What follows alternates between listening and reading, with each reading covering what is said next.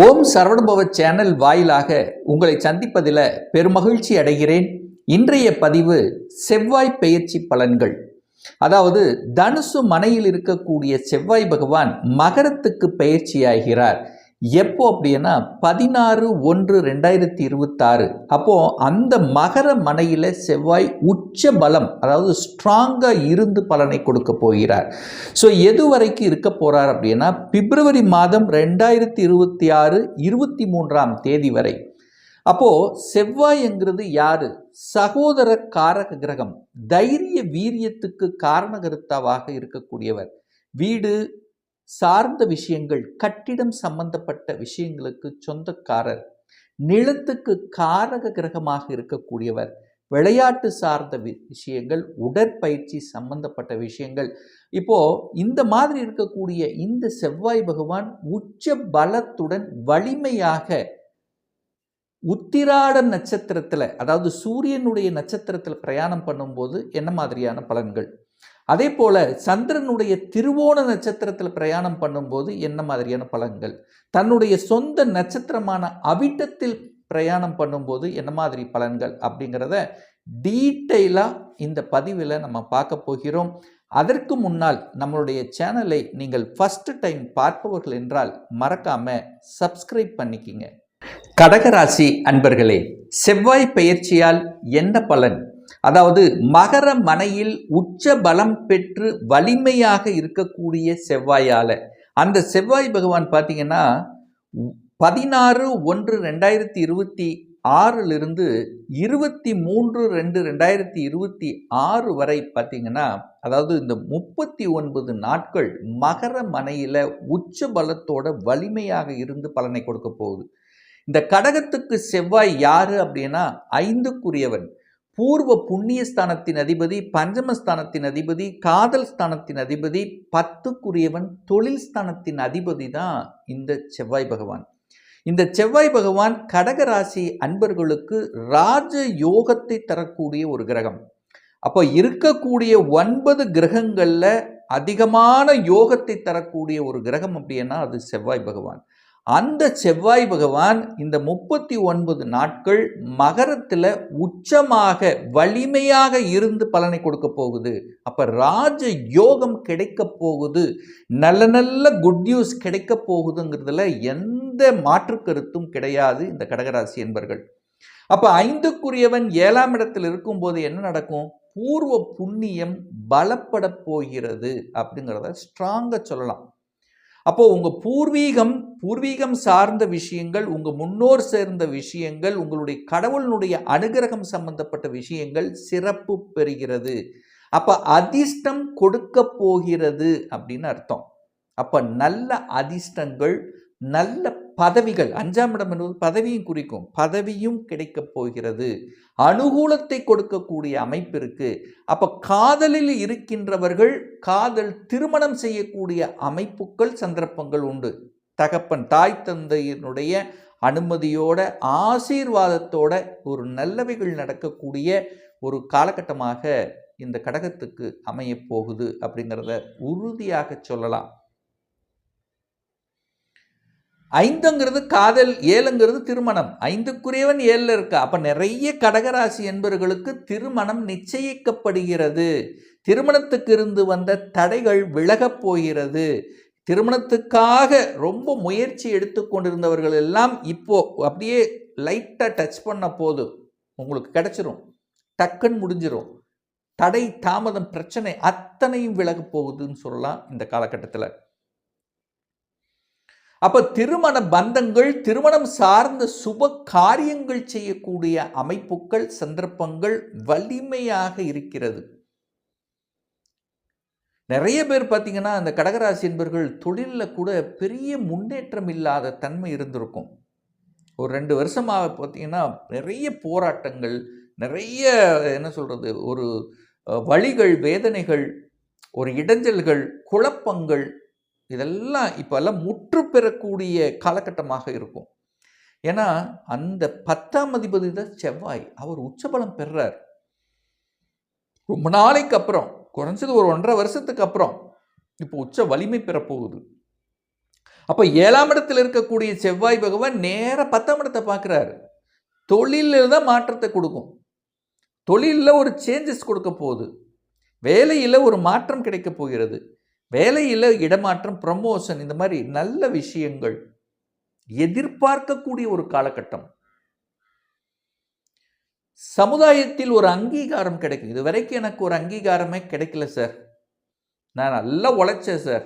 உழைப்புக்கு ஏற்ற ஊதியம் இல்லை, உழைப்புக்கு ஏற்ற அங்கீகாரம் இல்லை.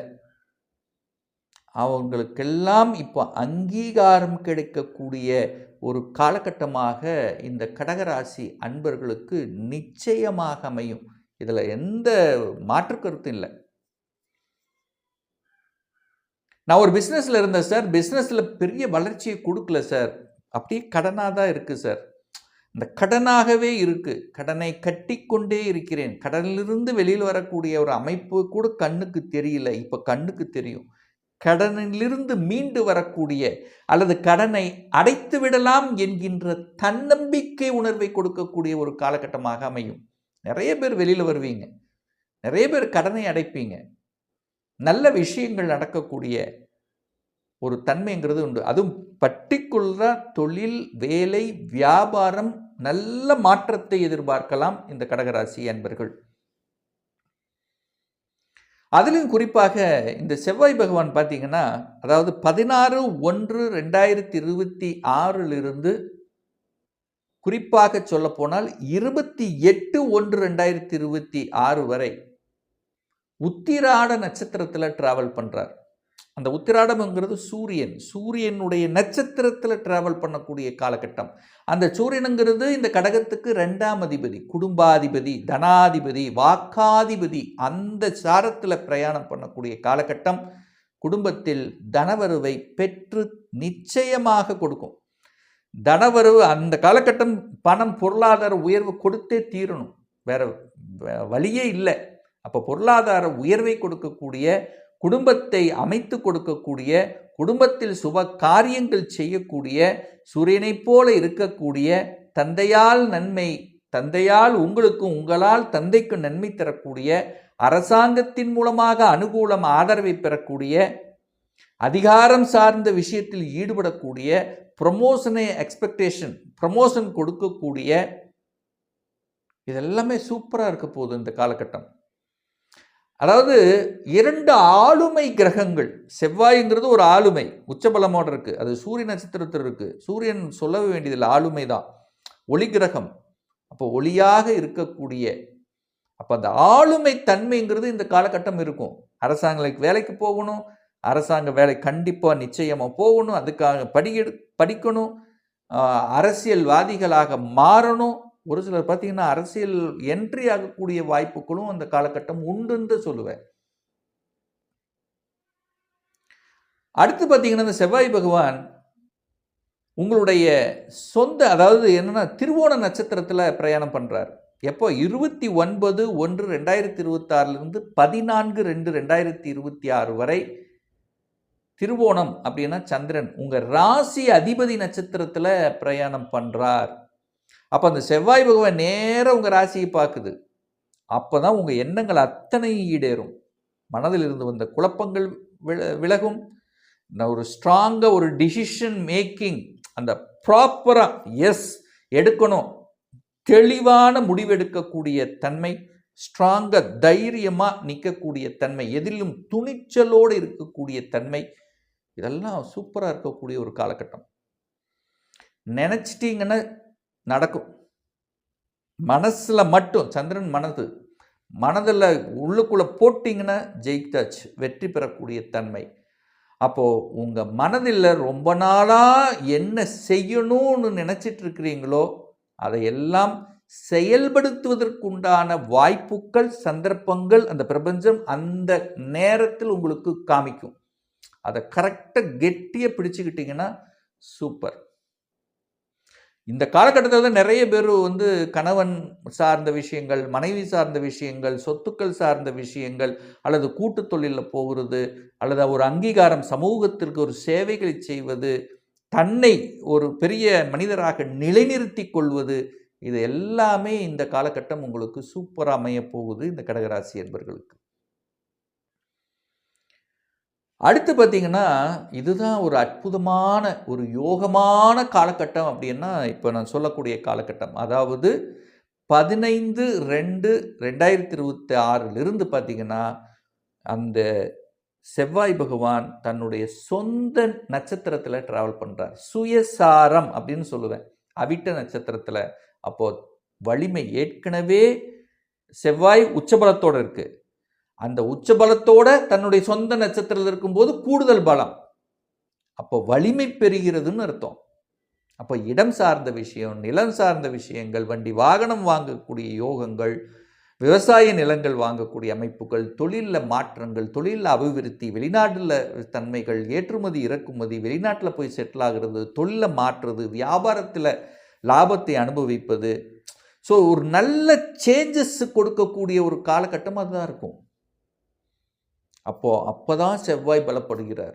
நினைச்சது நடக்கும். பொக்கிஷமான ஒரு காலகட்டம் அந்த காலகட்டம். ஸோ நினைத்தது நடக்கக்கூடிய காலகட்டம். எதெல்லாம் செயல்படுத்தணும்னா டிக் டிக் டிக்கு, நினைச்சது success. Okay okay okay. So இந்த காலகட்டத்தை இந்த கடகராசி என்பவர்கள் கெட்டியாக பிடித்து கொள்ள வேண்டும். அது புனர்பூச நட்சத்திரம் பிறந்தவர்களுக்கு குரு பாக்யாதிபதி. அப்போ கடகராசியில் புனர்பூச நட்சத்திரங்களுக்கு சூப்பர், அருமையோ அருமை. வெளிநாட்டு வாய்ப்புகள், வெளிநாட்டு செல்லக்கூடிய அமைப்புகள், இதெல்லாம் சூப்பராக கொடுக்கும். நல்ல மதிப்பெண்ணை எடுக்கலாம். படிப்பில் நல்ல ஆர்வம் கொடுக்கும். பூச நட்சத்திரத்தில் பிறந்தவர்களுக்கு பார்த்தீங்கன்னா, அதுவும் சனி போய் 9ல் தான் இருக்கார். அப்போ பூச நட்சத்திரம் பிறந்தவர்களாக இருந்தாலும் நல்லது நடக்கக்கூடிய நல்ல செய்திகளை கொடுக்கக்கூடிய அமைப்பு. ஆயிலிய நட்சத்திரத்தில் பிறந்தவர்களுக்கு நல்ல புத்திசாலித்தனம், கம்ப்யூட்டர் சார்ந்த விஷயங்கள், அக்கௌண்ட், ஆடிட்டிங், ஸோ இந்த மாதிரி துறைகளில் சூப்பராக இருக்கும். ஸோ இந்த காலகட்டம் நிச்சயமாக இந்த செவ்வாய் பயிற்சியால் இந்த கடகராசி என்பவர்கள் அமோகமான வசதிகள், வாய்ப்புகள், அதாவது ஒரு அங்கீகாரம் கிடைக்கக்கூடிய, நல்லவைகள் நடக்கக்கூடிய, நல்ல செய்திகளை பெற்றுத்தரக்கூடிய ஒரு நல்ல காலகட்டமாக அமையும் என்று சொன்னால் அது மிகையாகாது. இப்போ நான் சொன்னது இந்த ராசி நட்சத்திரத்தில் பிறந்த கோடிக்கணக்கானவர்களுக்குண்டான ஒரு பொதுவான பலன்கள். இன்னும் ஒரு துல்லிய பலன், இன்னும் டீட்டெயிலாக பார்க்கணுன்னா உங்கள் சுயஜாதகத்தில் கிரகங்கள் எப்படி இருக்கு, ஆட்சி பலத்தோடு இருக்கா, வலிமையாக இருக்கா, திக்பலத்தோடு இருக்கா, நீச்சமாக இருக்கா, எந்த டிகிரியில் இருக்கு, இப்போ நடப்பு தசாநாதன், புத்திநாதன், அந்தரநாதன், சூட்சம்நாதன் எப்படி இருக்கு என்பதை பொறுத்து நீங்கள் கேட்கக்கூடிய எந்த கேள்வியாக இருந்தாலும் சரி, இந்த 2026 சொந்த தொழில் செய்யணும் அப்படிங்கிற எண்ணம் இருக்கு, அதற்குண்டான கொடுப்பினை இருக்கா, இந்த 2026 எப்போ நமக்கு திருமணம் நடக்கும், எப்போ குழந்தை பாக்கியம் கிடைக்கும், எப்போ ப்ரமோஷன் கிடைக்கும், எப்போ நான் வீடு கட்டுவேன், எந்த கோர்ஸ் எடுத்து படித்தா நம்மளுடைய ஃபியூச்சர் நன்றாக இருக்கும், இது போன்ற கேள்விகளுக்கு துல்லிய பலனை நம்மால் கூற முடியும். ஒரு பர்சனல் கன்சல்டேஷன் எடுத்துக்கணும், ஒரு சுய ஜாதகம் பார்க்கணும் என்று விருப்பப்படக்கூடிய அன்பர்கள் டிஸ்பிளே தெரியக்கூடிய நம்பருக்கு வாட்ஸ்அப் மூலியமாகவோ ஃபோன் கால் மூலியமாகவோ தொடர்பு கொண்டு நேரடியாகவோ அல்லது ஆன்லைன் மூலியமாகவோ கன்சல்டேஷன் எடுத்துக்கலாம். நம்மளுடைய அலுவலகம் கோயம்புத்தூரில் அமைந்துள்ளது. அதாவது கோயம்புத்தூரிலிருந்து மேட்டுப்பாளையம் செல்லும் வழியில் வெள்ளக்கிணர் பிரிவு அன்னபூர்ணா ஹோட்டலுக்கு அருகாமையில் அமைந்துள்ளது. பிரியர் அப்பாயின்மெண்ட் வாங்கிட்டு நேரடியாக கன்சல்டேஷன் எடுத்துக்கலாம். மீண்டும் ஒரு நல்ல பதிவில் உங்களை சந்திக்கும் வரை உங்களிடமிருந்து விடைபெறுவது உங்கள் அஸ்ட்ராலஜர் டாக்டர் சதீஷ்.